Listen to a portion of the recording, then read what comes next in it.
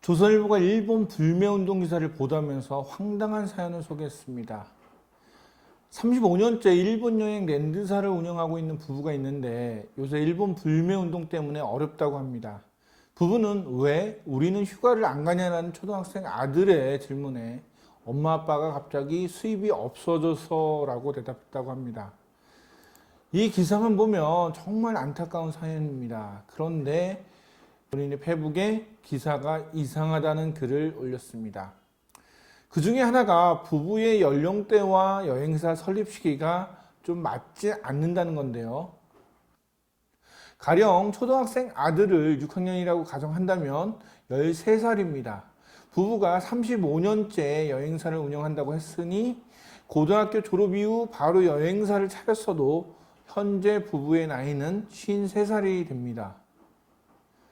그렇다면 대충 1984년부터 1986년 사이에 여행사를 차렸다는 겁니다. 우리나라에서 해외여행 자유화가 된 것은 1989년이었습니다. 이 부분을 조금 더 자세하게 알려드리겠습니다. 1989년 해외여행 자유화 이전에 우리나라 사람이 외국을 가려면 여권 발급부터가 되게 힘들었습니다. 유학이나 출장, 공무 등 명확한 사유가 있어야 했고 여권은 대부분 한 번만 쓸 수 있는 단수 여권이 기본이었습니다. 특히 일본은 간첩단 조작 사건이 하도 많아서 일반 사람들은 여행을 가라고 해도 겁내하는 나라 중에 하나였습니다. 1989년 이전의 여행사들은 대부분 유학이나 출장, 공무 등의 공식적인 해외 출국을 위한 항공권 발급 등을 주 업무로 했습니다. 지금은 인터넷으로 항공권을 구매해 예약번호만 제시하면 됩니다. 그런데 과거에는 대부분 여행사에 가서 손으로 직접 작성하거나 도트 프린터로 출력한 항공권을 직접 받아야만 했습니다. 일부 해외여행도 가능했습니다. 그런데 나이가 무조건 50세가 넘어야 했습니다. 1987년이 되면서 해외여행 나이가 40세로 낮아졌습니다. 여행객을 위한 여행사도 존재했습니다. 바로 일본을 중심으로 외국에서 오는 여행객들의 한국 여행을 담당하는 랜드사였습니다. 롯데, 한진, 세방, 한남, 세일 등 지금의 대형 여행사들이 일본 유명 여행사들의 랜드사로 큰 돈을 벌면서 성장한 것입니다. 우리나라 여행업계에서는 1989년 1월 1일을 마치 광복절과 같은 날로 취급합니다. 온 국민이 자유롭게 해외여행을 갈 수 있게 된 날이기 때문입니다. 해외여행 자유화가 되면서 우후죽순 여행사가 생겼고 해외여행 관련 상품도 본물처럼 쏟아졌습니다. 조선일보는 부부가 직원 4명의 여행사를 35년째 운영하고 있다고 보도했습니다. 대한민국에서 가장 큰 하나투어도 1993년에 설립됐습니다. 그런데 기사 속 부부는 1984년이나 1986년 사이에 여행사를 설립한 거죠. 이때 여행사를 설립해서 지금까지 왔다면 거의 여행업계의 원로급이라고 봐야 합니다. 또 하나 이상한 점은 아들이 우리는 휴가를 안 가냐고 했다는 점입니다.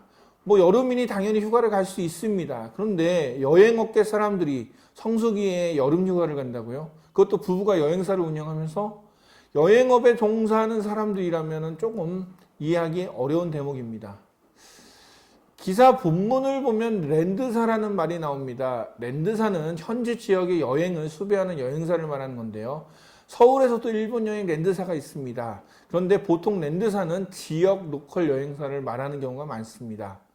만약 서울에 있는 A라는 여행사가 일본에 단체 관광객을 보내면은 B라는 일본 내 랜드사가 단체 관광객의 가이드나 호텔, 숙박 등의 일정을 도맡아 합니다. 대형 여행사에 비해 랜드사들은 보통 소규모로 운영되며 저렴한 비용으로 울며 겨자 먹기로 단체 관광객들을 받습니다. 손해본 금액을 충당하기 위해서 쇼핑을 위주로 관광객을 데리고 다니기도 합니다. 여행업은 사실 큰 규모의 자본이나 인테리어 비용 등이 필요 없는 사업 중에 하나입니다. 그래서 조그만 사무실에서 하는 여행사도 많습니다. 대형 여행사가 홈쇼핑이나 인터넷 광고 등을 통해 독식하면서 소규모 여행사나 랜드사가 폐업하는 일이 허다합니다. 한국인들이 일본 여행을 가지 않거나 취소하면서 여행업계가 힘든 것은 사실입니다. 조선일보 기자는 일본 불매운동 때문에 여행사가 힘들어졌다는 말을 하려고 서두에 감성적인 이야기를 썼습니다. 그런데 여행사를 35년 동안 운영했다는 부부와 초등학생 아들이 등장하는 부분을 보면 상식적으로 이해가 되지 않습니다. 여행사가 어려워진 이유를 다각도로 분석하고 정확한 기사를 써야 하는 것이 기자가 해야 할 일입니다.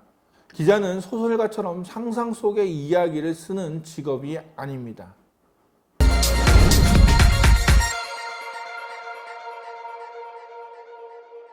좋아요와 구독하기 부탁드리겠습니다.